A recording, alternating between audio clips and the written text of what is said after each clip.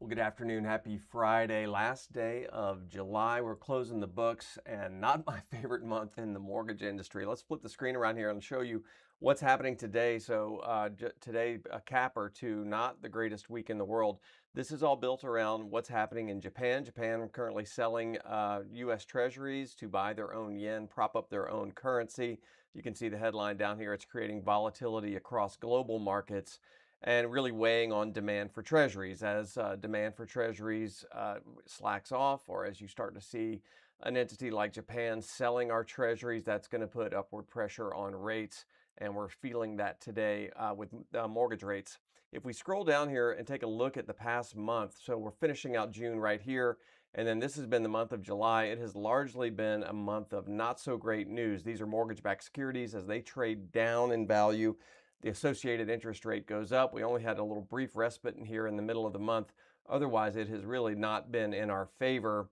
This past week, of course, the Fed met and announced no changes to the Fed funds rate, but it was that Fed press conference at 2:30 that really did a number on us. This is where Fed Chair Warsh essentially stated that the upward movement in long-term yields has effectively done at least a portion of the Fed's job for it and acted as sort of a market-driven rate hike.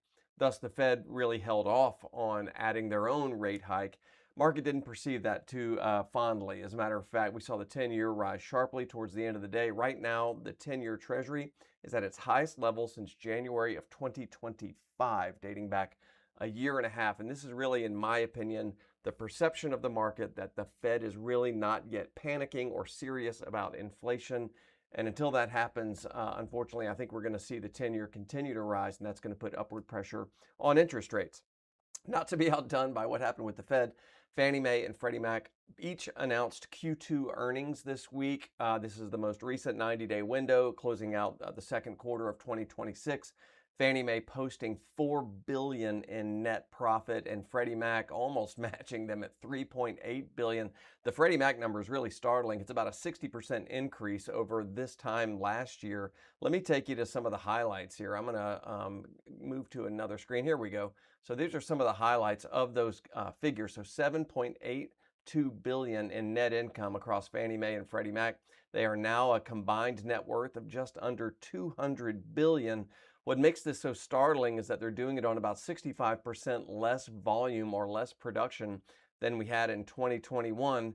But their total book of business has remained relatively stable because a lot of those loans that they booked back in 2019, 2020, 2021, and 2022 are staying on those books. That's part of that mortgage rate lockdown where those loans are not paying off early. People are not moving. They're staying in their homes. And so that has kept the volume on Fannie Mae's books pretty consistent. And a lot of this fee income is amortized over 5, 6, 7 years. And that's why they're continuing to show such robust profits. So this is sort of the honest version of making more on less. Yes, you've seen new single-family production really drop off from the 2021 levels versus 2026, about a 65% reduction.